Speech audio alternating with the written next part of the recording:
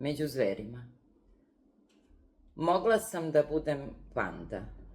Crna bi se stopila sa šumom, belu bi upilo nebo. Mogla sam da imam 6. prst. Svakakva čuda na svetu postoje. Mogla sam da budem panda i da imam 6. prst. Kidala bih stabljike bambusa, žvakala bih po dan i četvrt i reč ti ne bih rekla. Mogla sam da ćutim, spustim stisnute šake sa nedovoljnim brojem prstiju, pored telo koje je danima lelujalo, poput bambusa na vetru, i pustim te da evoluiraš u čudovište. Mogla sam da se nasmejem, podignem ruke, opustim šake, ispravim prste i zagrlim te. Sad je kasno. Stabljike je slomila oluja. Nebo je daleko i crno, a bela je zalutala u šumi, među zverima.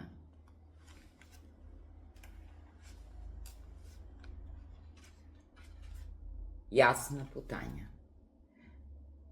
Svakoga jutra u 7:15 pomislim na Tolstoja. Bez obzira da li pada sneg, ili je kišovito, maglovito, ledeno ili sunčano, srećem je otprilike na istom mestu. Ima oko 70 godina. Visoka je, držeća, uvek zabrađena. Marame su različite, debele ili tanke, uvek cvetne. Na nogama ima opanke, očuvane. Hoda levom stranom puta, meni u susret, odmereno. Iz platnene torbe vire krajevi vekni. Torbu nosi u levoj ruci, kako brižna majka vodi dete. Žena koja se vraća iz prodavnice i svakog jutra hoda ka centru varošice, uvek gleda pravo. Nikada u pravcu mog automobila, nikada u okolna dvorišta, a na izlasku iz Rače živopisna su sva i tako različita, a jedna uz druga. Kao da je ništa osim njenog puta ne zanima. Ne deluje nadmeno. Lice joj je starački lepo, a oči živahne, nimalo pospane. Svakoga jutra u 7:15 pomislim na Tolstoja. Na radost življenja, čak i onda kad su nam dnevne putanje iste. I kako bi lepo izgledala poljana na onom delu Šumadije na kojem se graniče Markovački i Lapovački atar, kada bi bila posuta cvećem sa bilo koje od marama žene koju srećem.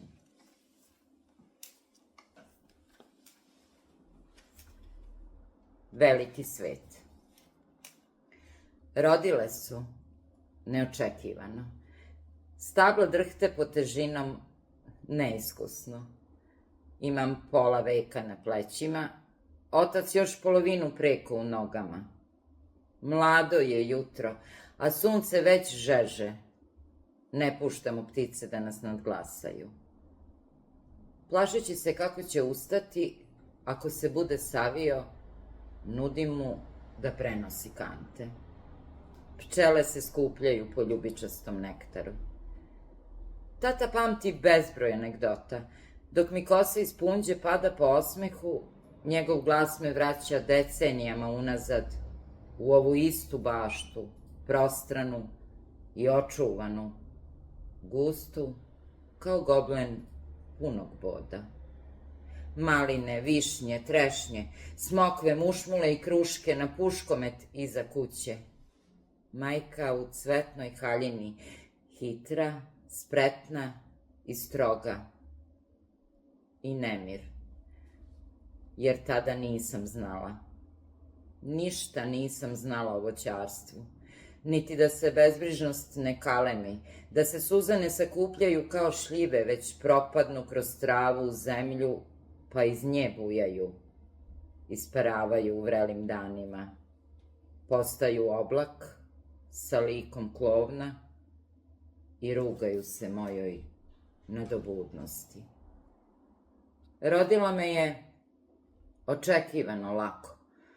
Nakon 3 meseca krenula je na posao pešačeći 6 kilometara, odlučno gazeći preko Crvenog brega. Pokušala je da me pripremi. Život nije naša bašta, a ja sam čitala avanture u krošnjama ogromne kajsije, zamišljajući svet mnogo veći, nadasve lepši od svega što sam imala i kako će jednom biti moj. Zato sam nerado išla u šljivar, džombama starog brda. Drveće je škripalo od godina, lipar je bio mračan, krošnje su zaklanjale sunce, pa sam mračila i ja i kvarila mobu, ljubomorno gledajući u strašilo, besposleno i usamljeno, na susednoj njivi, u prošlom životu. Otac nije voleo da se vere po drveću. Čitao je vesterne na livadi dok je čuvao ovce. Zato je umeo da pusti veliki svet da odumire sam, zajedno sa starim šljivikom u liparu. Uspomene je smestio na dlan. Odatle najlakše skliznu na obraz, na čelo i na srce. Posadio je šljive u maminoj bašti i nikada ne otvara ormare u kojima još cvetaju sve one meke haljine. Pred kućom se razmeće vinogradarska breskva. Svakog leta se savije do ruža. I one su, naravno, za primer. Biljke ne ubija limfom. Podne je i kante su pune. Anegdote još nisu presušile.